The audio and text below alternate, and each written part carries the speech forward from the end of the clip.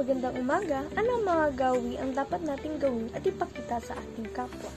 Ito ang paggalang, pagbibigay ng tulong at pagiging mabuti sa ating kapwa.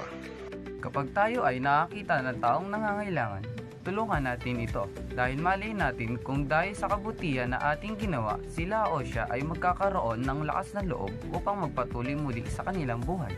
Kung tayo ay may sobrang pera na pwedeng ibigay, huwag na mag-alinlangan na tumulong sa ating kapwa. Ang pagmamano o pagbibigay galang sa mga nakakatanda sa atin ay isang halimbawa ng kabutihan. Ating mga lolo at lola ay dapat ginagalang dahil hindi natin alam kung hanggang kailan sila tatagal sa mundong to. Bigyan natin sila ng pagmamahal habang sila'y buhay pa. Kung kinakailangan, tulungan natin ang ating kapwa kung ito ay isang taong hindi masyadong kayang tumawid sa ganoong kondisyon.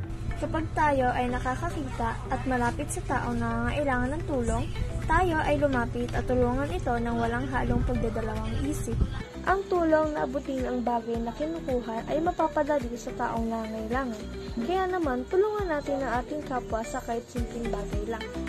Tulong at pagiging mabuti sa ating kapwa ay hindi mahirap gawin. Kung kaya naman natin itong ibigay sa kapwa, ibigay natin ito ng bukal sa ating puso. Ang mabuti ay pinagpapala ng Diyos.